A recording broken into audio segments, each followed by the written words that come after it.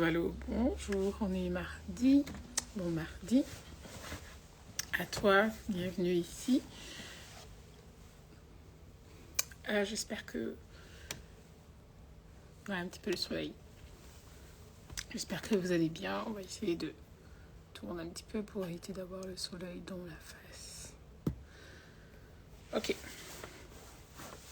J'espère que tu vas bien en ce mardi matin, que ta première semaine de janvier s'est bien passée et que tu as eu le temps de faire le bilan. Si tu n'as pas eu le temps de faire le bilan, on n'est que le 10, il est encore temps.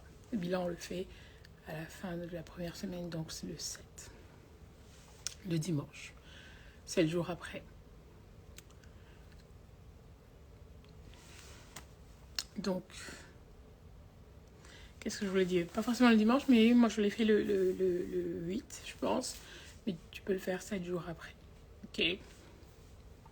Et ça te permet de te remettre un petit peu droit devant tes objectifs et savoir où tu vas pour cette année 2023. Einstein disait que la folie, c'est de faire tout le temps la même chose en attendant des résultats différents. J'essayais de le traduire en anglais. Mais c'est vraiment ça, c'est vraiment ce qui veut traduire l'idée que tu ne peux avoir les résultats en 2023 différents de 2022 si tu fais exactement la même chose que tu faisais en 2021, 2020. C'est juste ça. Et ta vie sera simplement à la dimension de ce que tu fais. Ok? Donc je vous ai mis mon tableau de formules. Ça, c'était le tableau quand j'écrivais mon livre.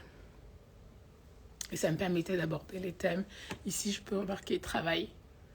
Ok, travail, des thèmes que je devais aborder dans mon livre. Et ça me permet un petit peu de montrer aussi une méthode avec laquelle je travaille lorsque j'écris un livre ou lorsque j'accompagne les personnes pour écrire leurs livres, notamment sur les éditions Amazon que l'on fait comme accompagnement.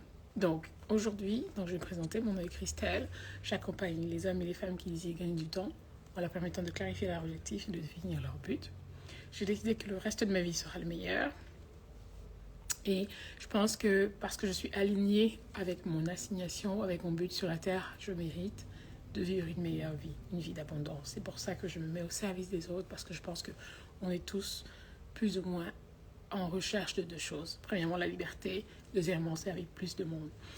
Moi, particulièrement, ça fait partie de mon identité, ça fait partie de mon ADN, ça fait partie de ce pourquoi je suis née. Je suis convaincue que je ne suis pas amenée à vivre juste une vie pour moi et pour mes enfants, pour ma famille, pour ceux qui ont l'opportunité de me rencontrer et que j'ai l'opportunité de rencontrer. Je pense que j'ai une chose à offrir au monde et c'est les dons que Dieu m'a donnés et c'est ce que je fais.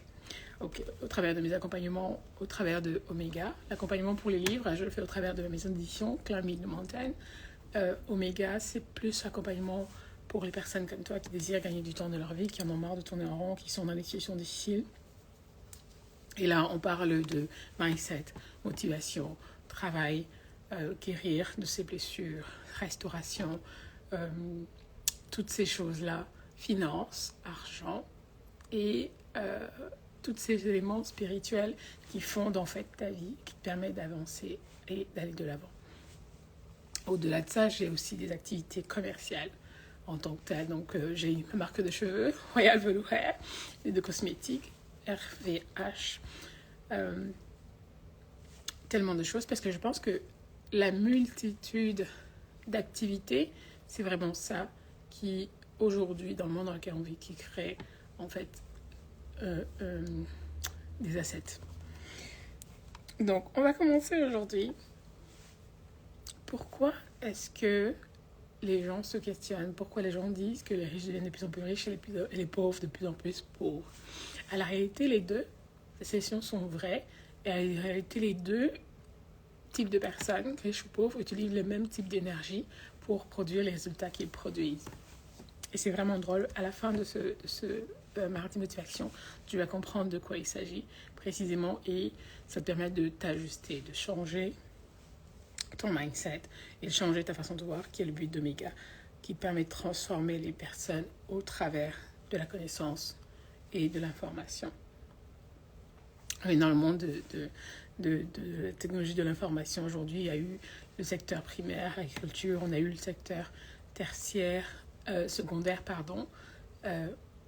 industriel, le secteur tertiaire, les services, le secteur quatrième secteur, technologie de l'information, et on est presque dans le 5e, qui est l'ère de l'intelligence artificielle accompagnée de la technologie de l'information, qui est un élément important. C'est pour ça que je fais ces informations, ces accompagnements en ligne sur Instagram, bien que j'ai une autre occupation où je vais travailler, mais il y a un autre moyen d'atteindre les personnes au travers de ça. Évidemment aussi les conférences physiques aussi, on en fera, mais à l'extérieur. Mais pour le moment, on fait ce format-là pour transmettre au maximum de personnes qui ont besoin d'entendre ce message-là. Ok.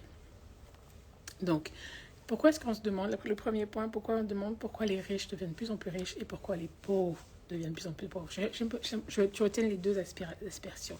Pourquoi le pauvre devient plus pauvre et pourquoi le riche devient plus riche. Le pauvre devient plus pauvre parce qu'il continue de pauvreté. Et le riche devient plus riche parce qu'il continue de richesser. Je te le dis comme ça, mais on va aller développer. Donc, en fait, les riches deviennent plus riches. Je vais commencer par le plus facile. Deviennent plus riches parce qu'ils continuent d'être en alerte des choses qui leur permettent d'avoir leur richesse. Et une des choses qui leur permet d'avoir leur richesse, c'est leur état de conscience face à la richesse. Quelqu'un qui est riche, dans son mindset, il n'y a pas la même chose que quelqu'un qui est pauvre.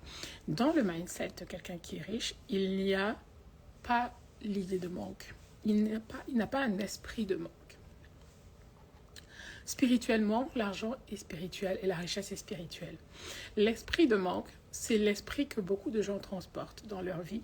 C'est l'esprit de je n'ai pas les moyens de m'acheter ça.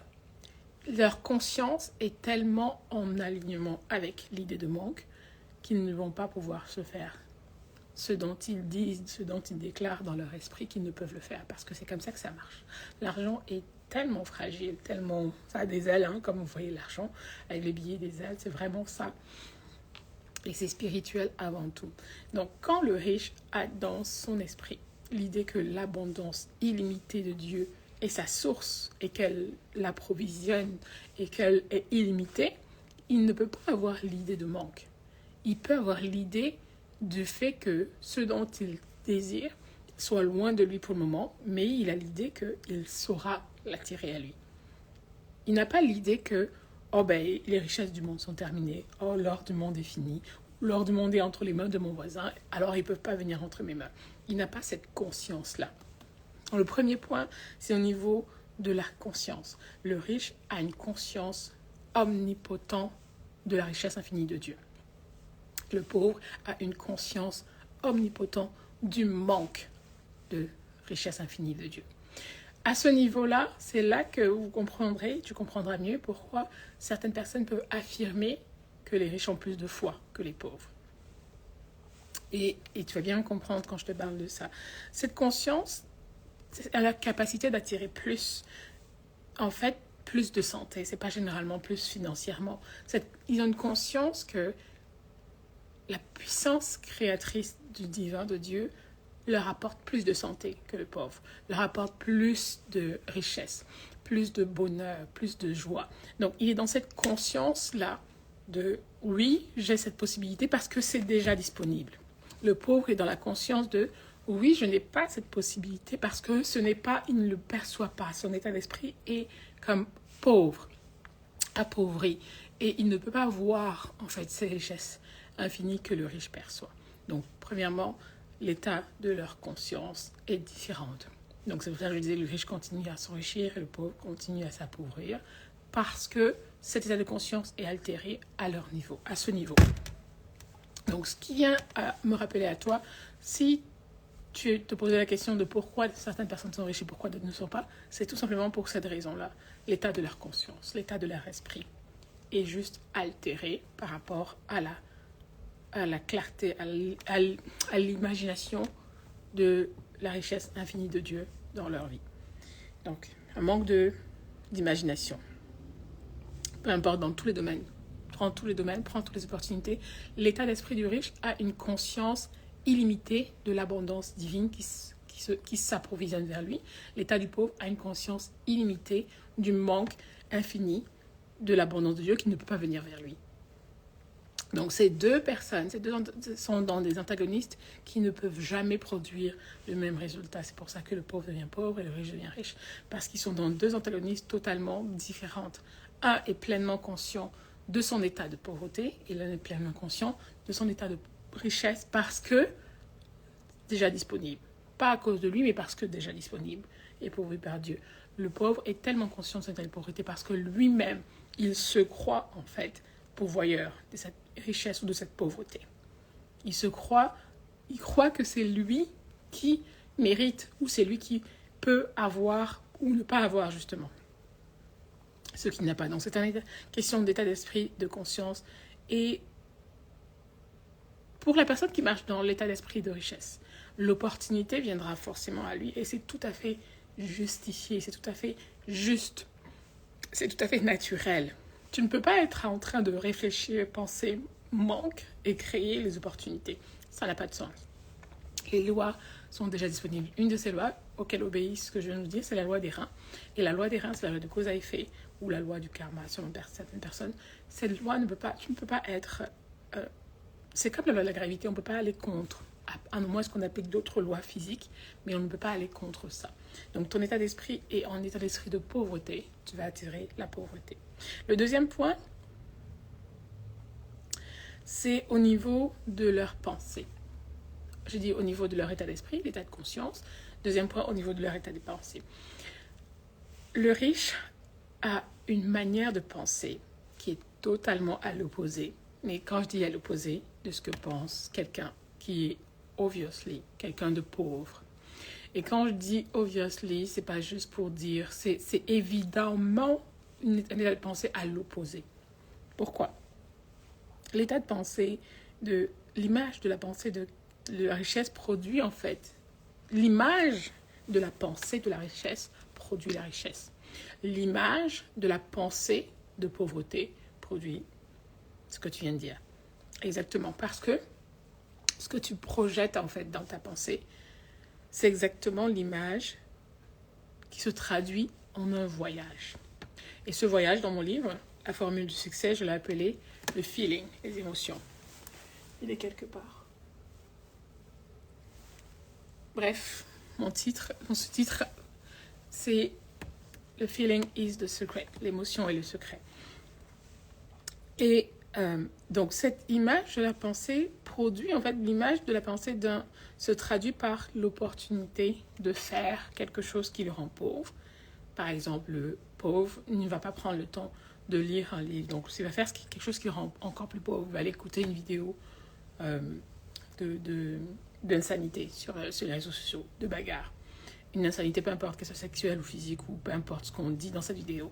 Et ce que ça produit en lui, ce que produit cette image d'insanité, ça produit la pauvreté, ça produit l'insanité d'esprit. Parce que la pensée qui l'animera après avoir vu une vidéo de bagarre, une vidéo de gens qui se querellent, ce que ta mémoire imprime dans ton conscient, qui est le premier point, ça sera de la saleté, ça sera de la pauvreté, ça sera juste ce qui te permet d'être encore plus pauvre. D'un autre côté, le riche, l'image de la richesse qu'il imprime dans son subconscient, c'est ça, la connaissance. La connaissance. Il va aller chercher des éléments de vie qui permettent d'améliorer son état de richesse dans lequel il est déjà. Donc, qu'est-ce que je ne sais pas qui fait que je n'ai pas encore ce que je veux, qui est déjà disponible? La création est terminée, je vous le dis tout le temps, je le dis dans le livre, la création est terminée veut dire que ce que tu veux, ce que tu désires, Dieu a déjà pourvu, elle existe déjà. Mais pourquoi tu ne l'as pas? C'est parce que tu n'es pas connecté à lui. Tu n'es pas connecté à la source, ce que le riche est, d'une certaine manière, que tu ignores. il est parfaitement connecté et le pauvre l'est beaucoup moins. Donc, le deuxième point, l'image de la pensée de richesse. Et l'image de la pensée de pauvreté produit la pauvreté. L'image de la pensée de richesse produit la richesse, exactement de la même manière. Et c'est important que tu comprennes ça. Donc, la voie dans laquelle tu voyages, c'est juste la voie que tu as choisie. Et ton subconscient sert juste à le grossir, à le magnifier, parce que je vous l'ai dit dans plusieurs lives, 90% de notre vie se joue au niveau de ton subconscient. Et d'un autre côté, pour le riche, son subconscient aide juste à le magnifier pareil. L'image de la richesse qu'il a, déjà. Donc, c'est vraiment important de comprendre ça. Et ton subconscient fait juste grossir l'image que tu as déjà imprimée. Et de l'autre côté, ça grossit ce qui est déjà imprimé. Donc, c'est juste une conséquence logique au pourquoi 95% de la population mondiale est pauvre. Donc, c'est tout à fait normal. Il n'y a pas d'injustice à ça. C'est des lois et ça répond à des lois.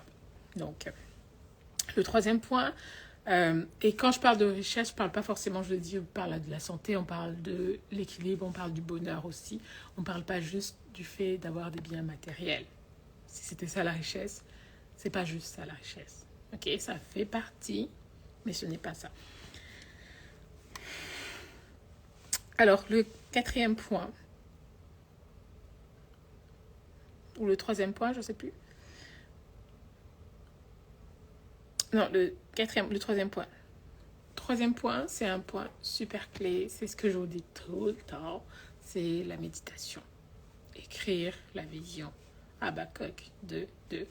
Écris la vision et elle s'accomplira certainement. Écris la vision.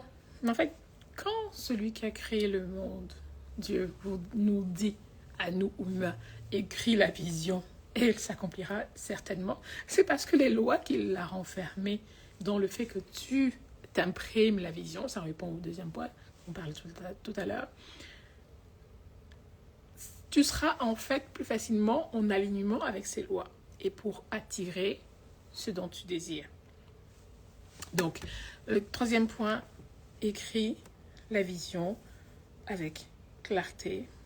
Écris-le avec le présent. C'est d'une telle sagesse. Ce passage de Habakkuk 2, écris la vision et ça s'accomplira certainement. En fait, c'est juste l'essentiel du principe du feeling dont je parle dans mon livre, en fait. Donc, écris la vision. Le quatrième point, et c'est super important parce que tous les désirs qui sont dans ton esprit agissent de manière inconsciente dans ton esprit. Les désirs, ça veut dire que tu peux vouloir dire en toi oui, en fait, je veux telle chose, je veux sortir de là, mais ce que tu penses ne reflète pas, en fait, ce que tu désires superficiellement. Ce que tu penses au fond de toi, c'est pour ça que les gens, quand ils commencent à faire ce travail, ils disent que « Ah, mais je comprends pas, j'attire toujours à moi tel type de choses. » Mais c'est parce qu'au fond, deep down, c'est cette chose à laquelle tu pensais. De manière inconsciente. Au fond, ce n'est pas ce que tu déclares que tu pensais réellement. C'est pour ça que tu as produit, en fait, le résultat de la vraie chose à laquelle tu pensais. Parce que tu ne peux pas t'y échapper à cette loi. C'est des lois naturelles. On n'y échappe pas. C'est la loi des reins, comme je vous ai dit. On n'y échappe absolument pas. Peu importe qui tu es, peu importe d'où tu viens, d'où tu es né, nord, sud, elle est totalement neutre. C'est une loi divine, elle est totalement neutre. Donc c'est le troisième point. Tes désirs doivent être écrits pour que ton esprit, en fait, les imprime. Ton esprit proche et pour que ça puisse arriver à manifestation. C'est pour ça qu'il faut écrire la vision. Si tu veux en savoir plus, la formule du succès, de Formula, dans mon livre sur Amazon. C'était le troisième point, ok? Le quatrième point, qui est lié aux trois premiers points, c'est prendre pleinement conscience aujourd'hui. Prendre pleinement conscience que la richesse de Dieu est disponible pour soi. Ça, c'est une autre dimension. C'est entrer dans une conscience de la richesse de Dieu. Premièrement, c'est reconnaître la toute-puissance de Dieu. Et c'est pour ça que dans le C de succès, dans mon livre, je le définis SS. C-U-C-C-E-D. Tu vas voir, il y a un C pour commit to God. Quand tu veux rentrer en possession de ton héritage, la seule personne qui est capable de te le donner, l'ennemi aussi, mais c'est pas du tout la même chose en fait. Il fait par les mêmes lois, mais il te donne un résultat qui n'est pas le vrai résultat. C'est la photocopie. Donc c'est un photocopieur, donc c'est forcément un dupe. Ça ressemble au vrai, mais c'est la photocopie. Donc les conséquences vont être beaucoup plus différentes. Donc le quatrième point, tu dois être absolument conscience que la richesse de Dieu qui est tout autour de toi est disponible pour toi. Et pour que tu puisses vivre en fait dans cette idée, ce feeling, cette émotion joyeuse dont je parle dans mon livre, conscient de cette possibilité que Dieu a mis pour toi, il faut que tu puisses être connecté avec Dieu. Ça, c'est un indispensable. Le quatrième point, l'entrepôt de Dieu pour qu'il dépose dans ta vie ce qu'il a pourvu pour toi, il faut que tu sois connecté avec lui. Qui est fou? Dieu n'est pas un fou, c'est un investisseur généreux, c'est un investisseur heureux. Son nom est amour, son nom est innommable.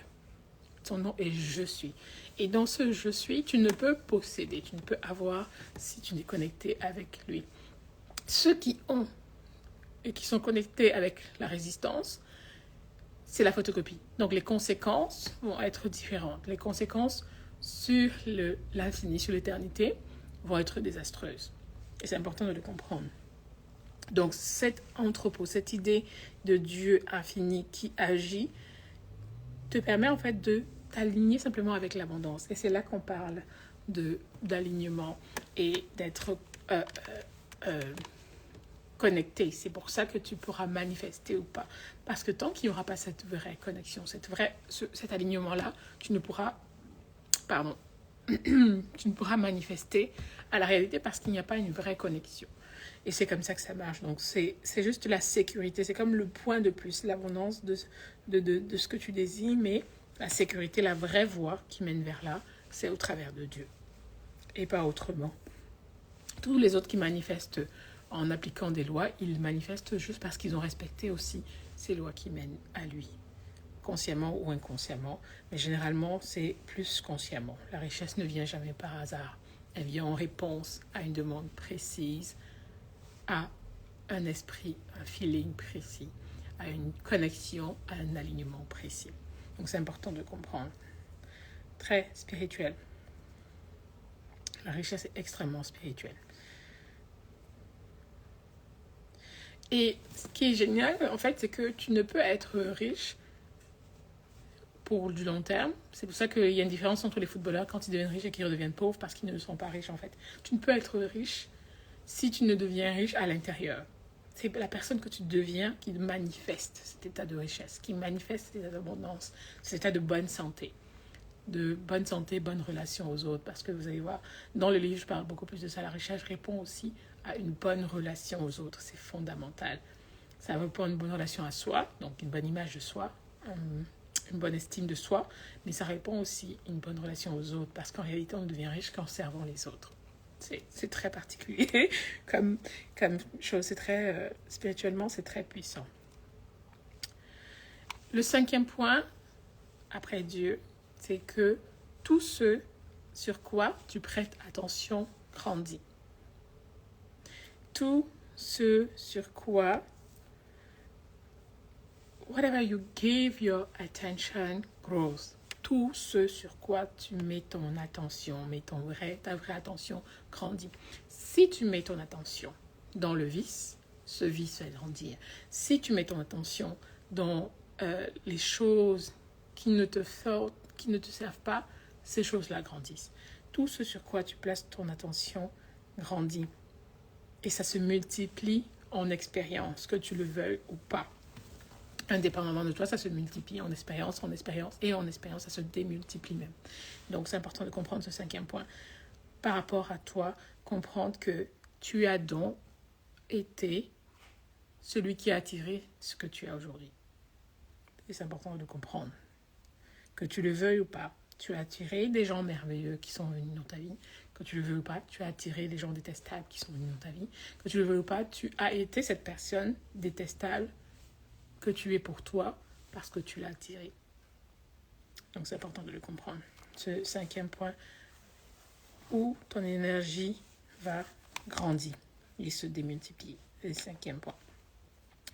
Le 6e point, qui est un point important à comprendre, c'est que si tu veux attirer à toi l'idée de richesse, il faut qu'en permanence, tu aies dans ta tête cette mentalité, cette attitude mentale, ce qu'on appelle le mindset, cette attitude mentale de la richesse infinie est disponible pour moi. Quand je parle d'attitude, je l'ai mis dans un des points aussi. Attitude, bref, c'est quelque part. Attitude. Tu ne peux être riche si tu traites les autres avec une attitude de pauvreté. Ce n'est pas, il y a comme une dichotomie. Ce n'est pas faisable, ce n'est pas possible. Tu seras dans l'impossibilité parce que ton attitude, en fait, ça fait tout. Le feeling fait quelque chose, mais ton attitude, c'est le caractère qui enrobe l'esprit, qui attire le contraire ou le positif. Donc, c'est important de comprendre ça et développer cette attitude de la personne pauvre. C'est parce que tu as cette idée de faillite en permanence, cette idée de pauvreté en permanence. Tu as cette idée d'attitude de manque en permanence. Donc, à chaque fois que tu réfléchis, c'est pour voler, pour estorquer, pour piller, tu ne réfléchis pas dans la position de quelqu'un qui va être donneur. Tu réfléchis dans la position de quelqu'un qui doit voler. Et c'est pour ça qu'il y a des gens il y a 3 types de personnes. Il y a les gens qui ont la mentalité de mendicité. Donc, c'est une mentalité de pauvre, de mendicité. Donc, ils croient toujours que les autres sont ceux qui peuvent lui donner. Mendicité, mentalité de vol. Et l'autre mentalité, c'est forcément la mentalité de quelqu'un qui est conscient de la richesse qu'il possède. Et il agit différemment des autres qui ont la mentalité de mendicité et la mentalité de vol. Donc, c'est vraiment important pour le 6e point de comprendre que la personne pauvre qui imagine et parle constamment du manque, de la faillite et des moments difficiles attire en qualité et en quantité les personnes, les choses qui ressemblent à ce à quoi elles pensent. Donc, c'est le 6e point. C'est vraiment important de comprendre que à côté de ça, à côté de l'attitude, il y a cet état d'esprit qui revient. On a parlé de l'état d'esprit dans la pensée, mais ça revient absolument et c'est important de comprendre cela. Le 7e point qui est génialissime, c'est le 7e point que j'ai écrit dans la formule, c'est que n'importe qui peut se familiariser avec l'idée de richesse. Toi, aujourd'hui, tu peux te familiariser et je t'invite vraiment à aller lire mon livre. Ça te permet de gagner du temps. Nous, les Africains, et peu importe si tu es blanc, je dis ça parce que je m'adresse ici, dans ce passage-ci, aux Africains, on n'a rien compris. On n'a rien compris à ce niveau-là. Les livres renferment un trésor inestimé. Ça te permet de gagner du temps. Ça te permet d'accélérer les choses dans ta vie. Donc, la formule de succès, je l'ai écrit. Oui, peut-être tu me diras, oui, tu ne fais pas le million non plus. Il y a un problème de congruence. Mais je l'ai écrit, c'est le fruit de 7 ans de recherche. J'ai commencé à l'écrire en 2018 et je l'ai publié en 2022. 7 ans de recherche. Avant 2018 aussi. J'ai commencé à l'écrire en 2018, mais j'ai commencé à le réfléchir en 2014. Donc, 7 ans de recherche, parce que c'est là où je me suis posé la question de pourquoi est-ce qu'il y a des gens qui sont riches, pourquoi il y en a qui sont pauvres. Et vraiment, ça te permet de gagner du temps. Va juste sur Amazon. Tu cherches la formule du succès. C'est un élément qui va te permettre de comprendre beaucoup de choses. Donc, ce 7e point, l'attitude. L'attitude qu'a le riche et l'attitude qu'a le pauvre. L'attitude du pauvre, c'est l'attitude de toujours être dans le manque d'argent. Il traite les autres, en fait, à la dimension de sa pauvreté.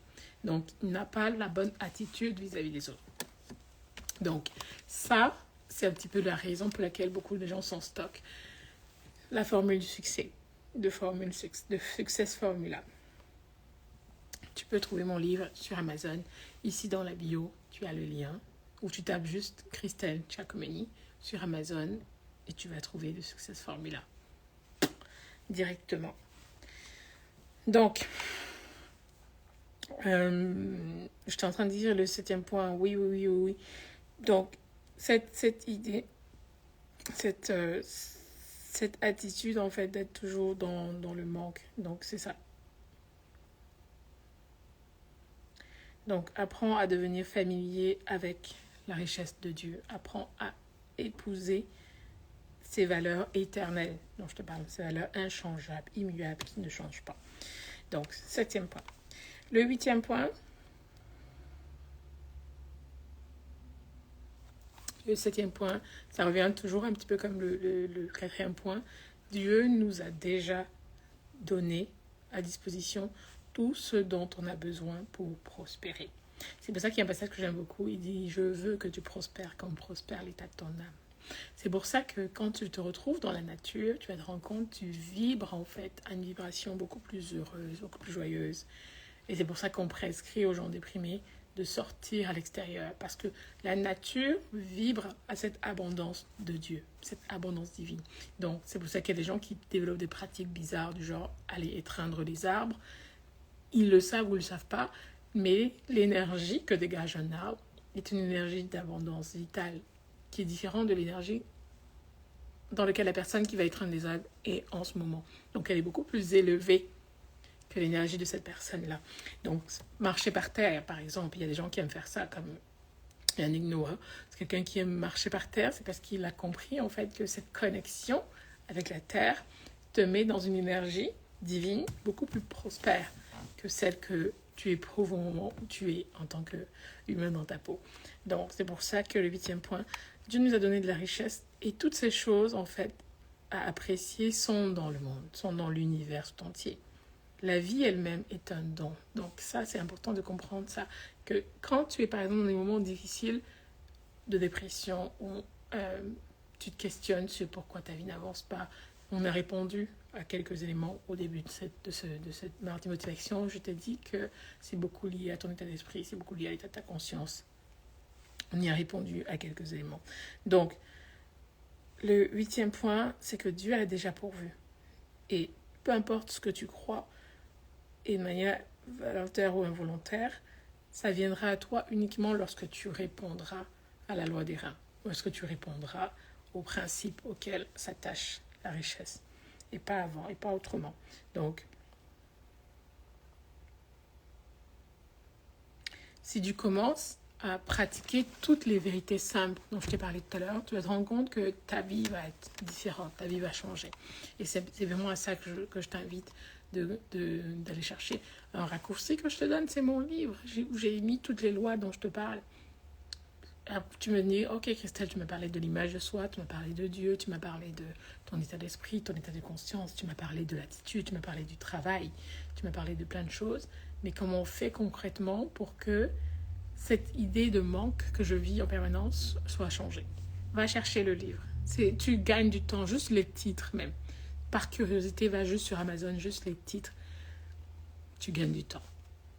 Tu gagnes du temps. Donc, c'est vraiment important. Le 9e point, c'est renforcer ta capacité à créer de la richesse. Et ça, c'est un point important parce que en réalité, tant que tu n'auras pas... parce que la concurrence, elle est énorme dans le monde dans lequel on vit, dans ton emploi. La concurrence est énorme parce que tous les gens autour de toi peuvent faire ce que tu fais. Et la définition du salaire, pour rentrer un petit peu dans autre chose, mais on va définir le salaire. La définition du salaire, c'est la proportion d'efforts que tu apportes à la société dans laquelle tu travailles, moins le nombre de personnes qui est capable d'apporter... Non, le nombre de personnes qui est capable d'apporter ton effort. Et on y rajoute, en fait, la part variable de ça. L'élément, qu'est-ce que tu apportes? Et on te paye en fonction de ça. C'est pour ça que les gens vont avoir des salaires très petits. Ils vont dire, mon travail, mon rendement physique est important, mais ton rendement effectif à l'humanité n'est pas important. C'est pour ça que tu auras un petit salaire. Même si parfois ça peut être injustifié, mais au niveau de cette base fondamentale, c'est tellement vrai que même les gens qui fixent les salaires ne savent pas à quel point cette assertion est vraie. à quel point la vie leur pousse à fixer les salaires en fonction de ce que la personne apporte dans la société. Parce qu'en fait, tu ne pourras jamais te payer au-dessus de ce que tu... Au contraire, c'est souvent même diminué à la baisse, en fait, au-dessus de ce que tu mérites. Ça sera toujours un peu plus bas que ce que tu mérites parce que c'est comme ça. Parce que la concurrence est énorme. Et si tu baignes dans la concurrence de 95% des habitants de la Terre, c'est-à-dire à partir de 95% sont ceux qui n'atteignent pas leur plein potentiel. Et les 10% à peu près, 9-10%, 5-10% sont ceux qui sont dans la richesse, dans l'abondance. Tu ne peux pas avoir un salaire parce que la concurrence est énorme. Ce que tu apportes, quelqu'un d'autre peut le faire. Le ratio de personnes qui sont capables de faire ce que tu fais est très important. Voilà pourquoi ton salaire n'est pas très onéreux, n'est pas très important. Donc, renforcer ta capacité à créer de la richesse. Et ça, tu peux le faire au travers de une chose. La première des choses avec laquelle tu peux le faire, c'est premièrement renforcer ton image, ton self-idéal. Le self-idéal, ce que j'appelle le self-idéal dans mon livre, c'est l'image de soi, l'estime de soi, l'amour de soi et l'acceptation de soi. Ces 4 points-là. Beaucoup d'entre nous, et moi y compris pendant des années, mon self-idéal était vraiment bas. Okay? Je n'avais pas une bonne image de moi parce que j'avais toujours des attentes vis-à-vis des autres. Vous savez, les personnes qui veulent toujours plaire aux autres, j'en faisais partie. Je pouvais pas prendre des décisions pour ma vie sans consulter les autres jusqu'à mes 27 ans. Donc, j'étais complètement prisonnière d'une mauvaise acceptation de moi parce que pour X ou Y raison, heureusement, j'ai eu la grâce de grandir dans une famille avec des parents aimants qui m'ont donné de l'amour, de l'attention. Mais je ne sais pas ce qui s'est passé en grandissant. J'étais très... si je sais ce qui s'est passé maintenant, mais j'étais très enfant du milieu. Enfant du milieu, j'ai 7 frères et sœurs. Et milieu dans les derniers. Donc j'ai 2 petits frères et petites sœurs. Et dans enfant du milieu, j'étais plutôt... L'enfant du milieu est toujours le laissé pour compte. Okay? C'est toujours la personne qui se débrouille pour faire ses choses. Que personne ne va jamais regarder. On regarde toujours les premiers et les derniers en premier. Donc j'étais un petit peu cet enfant-là et par malheur, j'étais quelqu'un de très débrouillard. J'étais quelqu'un de très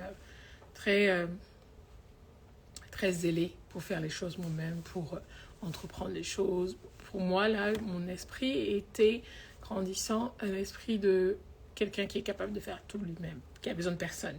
Ce qui n'est pas forcément quelque chose qu'il faut faire. Donc, quelqu'un qui ne savait pas demander de l'aide, quelqu'un qui ne savait pas s'appuyer sur les autres parce que trop forte pour elle-même, pour s'appuyer sur qui que ce soit.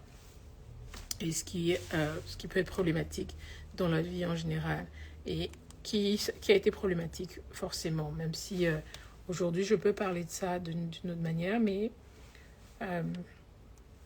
oui, ça a pu être problématique de bien des manières. Donc, c'est ça, c'est pour revenir, cet idéal, c'est self-idéal, donc c'est self-image de soi, amour de soi, acceptation de soi, confiance en soi, se bâtit dans les premières années de notre vie. Donc, généralement, les 12 premiers mois, c'est là où on bâtit les fondamentaux, c'est là où on bâtit les bases de cette image de soi. Et beaucoup, en fait, ont une image de soi qui est biaisée, pas parce qu'ils veulent, mais parce que cette image de soi n'a pas été correctement cimentée, en fait. Et donc, ça a créé un déséquilibre pour ces personnes-là. Et moi, j'en faisais partie. Le 10e point, c'est feeling. J'en ai parlé dans ma formule. Les émotions.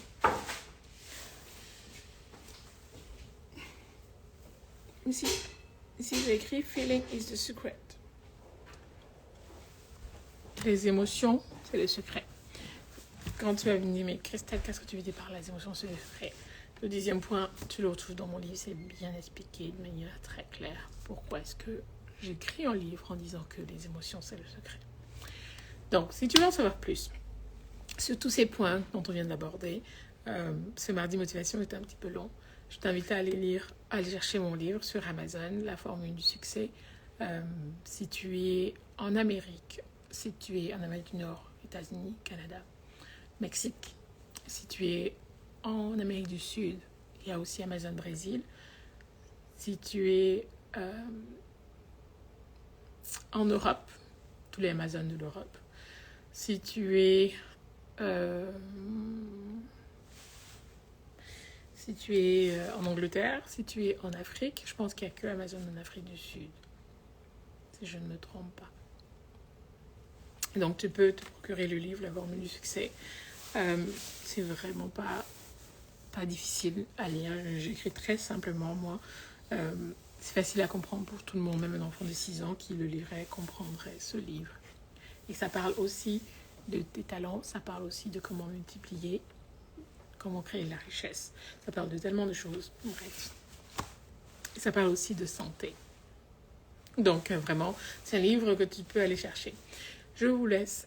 Prenez soin de vous. C'était Mardi Motivation. C'est un petit peu long aujourd'hui, mais bon, j'espère qu'on m'entend parce que j'ai parlé avec une petite voix et mon micro, mon téléphone n'a pas de micro aujourd'hui. Donc prenez soin de vous et je vous dis à une prochaine vidéo. Bye.